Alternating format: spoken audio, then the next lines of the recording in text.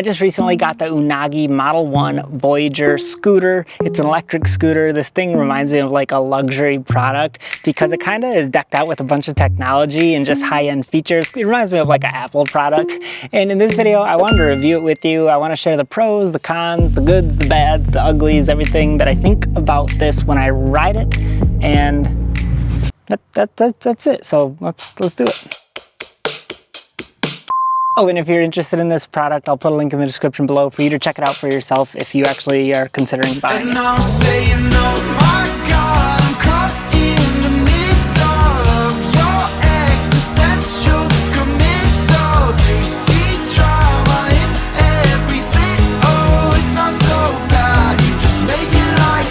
So the first thing I think you should know about this scooter is that at the time of this recording, the price of it is $1,190, which I think that's a little bit more on that pricier range, but it does have some nice features to it, which I'll get into in a moment. But also the one thing that's kind of very unique about this brand is they actually offer a rental program. It's kind of like a lease. You can like lease your scooter, and it actually starts out at around $70 a month for you to just rent this out. So if you want to test it, if you want to like use it for a little bit to see if it's actually right for you, you can rent it and see for yourself.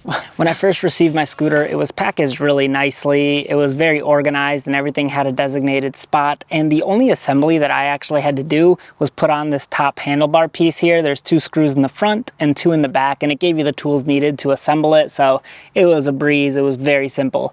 The other thing that I had to do was actually download the app and pair it with my phone because it comes with an app. There's some features that you can do to actually use it with your app. But once you sync it and pair it for that first initial time, you don't need to use the app to actually ride the scooter, which is nice because sometimes I like to just jump on. I don't need to like pull out my phone just to use my scooter. So it's nice that it has an app, and also you can just use the device and the screen on the scooter. After assembling it, I think it looks very sharp. I got cobalt blue. It's a nice color blue. It's like very nice material as well. The hand grips feel really like rubbery or smooth. It feels really nice as well. It has a screen built right into the frame here, which is a very cool design. And then also one of my favorite things about this is the locking mechanism here for the handlebars to fold them down. All you have to do is hit this button and then you can fold it down and it locks right back into place. So that is really easy to do. And then also you just have to push the button down to lift it back up and it will snap lock into place again. So this is one of the most convenient locking mechanisms that I've used so far on a scooter. It's really fast and simple to do. Also, I think the kickstand is very sleek. It kind of folds right into the frame and it almost reminds me of like a Tesla door handle that you can barely see it and it kind of almost blends right in. But then if you flip it down here on the edge, you can see that there's the kickstand comes out for the scooter to prop up by itself. It also has a rear tail light here, and then it also has a front headlight. So it has integrated lights into it and pretty sleek design. Even on the sides, it has those, what are they called, like reflectors. So that's just nice if you're riding at nighttime. You can be a little more visible if you're riding this scooter. And a nice part of this design as well is that it has fenders in the front and it covers the whole rear wheel as well. That way, if you're riding through dirt or anything like that, it's not going to get kicked up on you and get you dirty. Now, when we're taking a look at the handlebar and the display here, on your right-hand side is going to be your throttle, and on your left-hand side is actually a brake. And that was a little bit weird for me to get used to at first. I'm always used to like the hydraulic brakes from your hands that you have to squeeze. I've never used a throttle mechanism to actually brake, so that's just something different that I wasn't used to. And actually, the first time using this, it brakes really abruptly on this front braking system up top here. So that caught me off guard a little bit because it is very responsive, and it's just a different feel because I'm pushing my thumb in instead of like squeezing handbrakes up top here. So the braking is a little bit different, but I think the more you ride it, the more comfortable you'll get with it.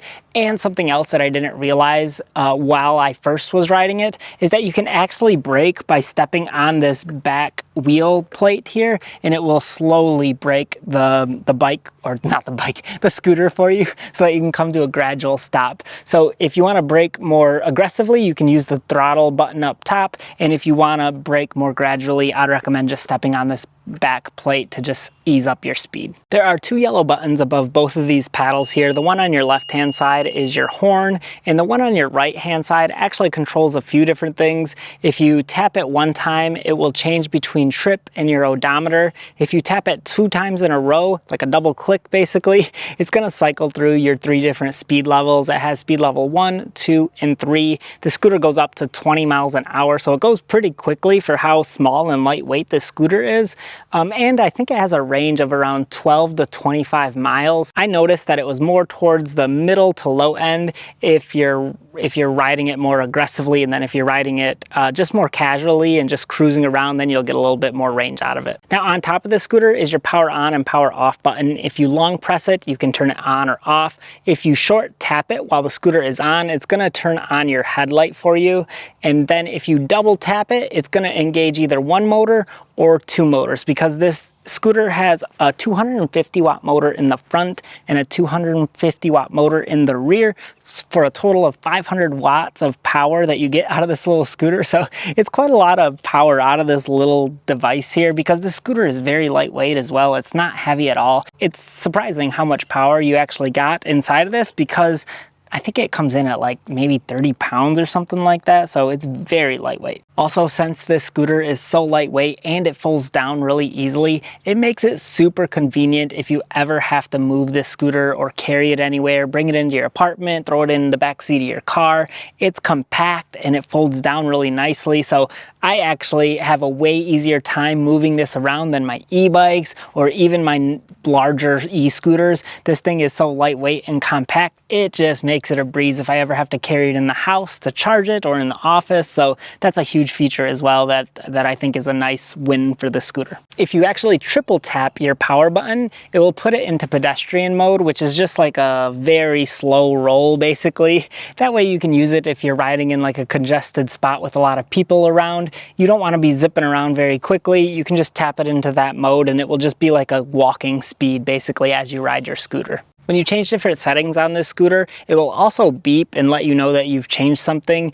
So it's nice that it has that audible feature as well. Now, like I said, this scooter also comes with an app that you can pair it to your phone. And on the app, when you open it up, it's going to show you your distance you've traveled on your odometer, your battery life of how many more miles you can travel before it's empty, which that's really nice in case you don't know just based on the bars how much battery life you have. This will actually tell you like, this is about how far you can make it if you keep traveling the speed you're going. Right now it says I can go 11 more miles before this scooter dies on me, so that's really nice that it shows that. It also shows your speed and your acceleration, whether you have 1 or 2 motors engaged, your headlights, and then you can also lock your scooter, which is kind of nice if you ever have to run into a cafe and run back out. You want to lock it up so no one else can just jump on it and zoom away on it. So you can lock it, that way no one else can power it on and use your scooter. Also, by tapping on any of these icons, you can change the settings of your scooter. So if I tap on the speed limit, I'm in 1 right now, I can change it to 2 or change it to 3 just by tapping on my controller right here. Same with the motor. If I tap it, it's going to only engage 1 motor, and if you tap it again, it's going to put 2 motors back on. So this is really nice just to be able to control your scooter straight from your phone if you want to. Another cool thing about this scooter is that the tires on this thing are puncture resistant, meaning they don't have air in them. If you ever run over something that could possibly pop your tire, it won't happen on this scooter, which is really nice because you don't want to be changing your tire out if you're going on long trips with this thing or if you're riding around town, because changing a scooter tire is just a pain in the neck. But since these don't pop, you're gonna be good to go. You never have to worry about getting a flat tire. I'm not even sure what these tires are made out of. They have little slits in them, which are supposed to help if you run over little rocks or anything like that, just with absorbing the shock of it.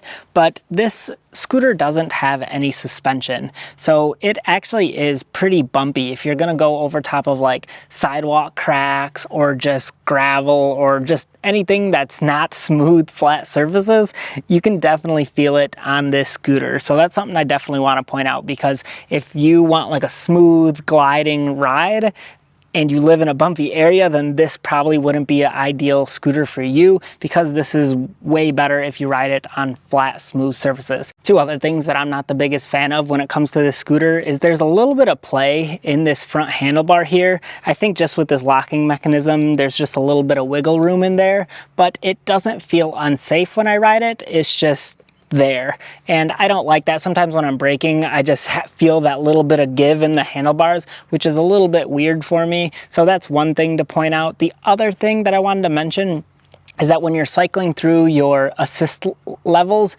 you can only go in one direction. You can only go from 1 to 2 to 3 to back down to 1. So if you were in 1 and then went to 2 and you want to get back to 1, you have to cycle through 3 just to get back to 1. So that's something to know as well. There's no like up or down button to just quickly toggle between different assist levels. The grip pad on this thing feels great. It feels like a solid base that you're standing on, and the space feels nice as well. It doesn't feel a little too crammed or too crowded on it when I'm standing on it. It feels very comfortable when I'm using this scooter. Something else that I really enjoy about this scooter is the cable management system, because it has all this technology built into the frame up here, and you just don't even notice any of it. There's no wires going to the throttles that you see. It's all sleek right down to the frame. You don't see any wires. There's a little wire here that goes out for just a second and back into the frame. That just so you can turn your scooter. That's literally all that's there for. And then you don't see any wires anywhere else on this. So the design of this thing is super nice, just in the clean appearance of it. It looks like a luxury scooter. It rides like one, and I always find that really nice. Instead of having like brake wires down the sides of your handlebars, to me when you turn and stuff, that just makes me feel a little bit nervous that I'm gonna like pinch off my brakes or just get them caught on something if I'm riding through like trees or anything. But this is just so sleek. The ride quality on this scooter felt really nice as well. When I hit the acceleration button, it didn't feel like it gave me too much torque and was going to lift my front tire up off the ground. It was a very smooth acceleration, and also it still gave me enough strength to get up hills though. So when I'm climbing up different hills around here, I did have to change it to some of the steep ones from assist level 1 to assist level 2. That way it just gave me a little more strength to climb it a little bit faster. So overall, I think it's a pretty nice scooter. I personally like scooters with a little more suspension, just in the area I live in. I live in Michigan, so there's potholes everywhere. Even on our smooth pavements, there's like cracks, and just our roads are awful here.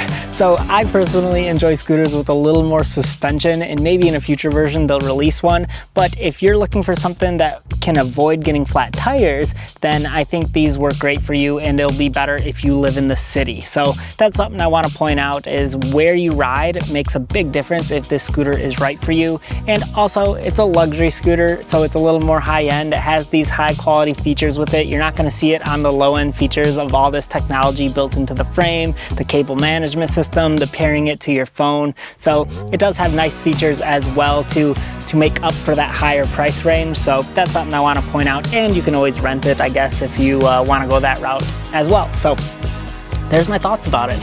If you're interested in it, again, I'll put a link in the description below. Thank you so much for watching, and I'll catch you on another one.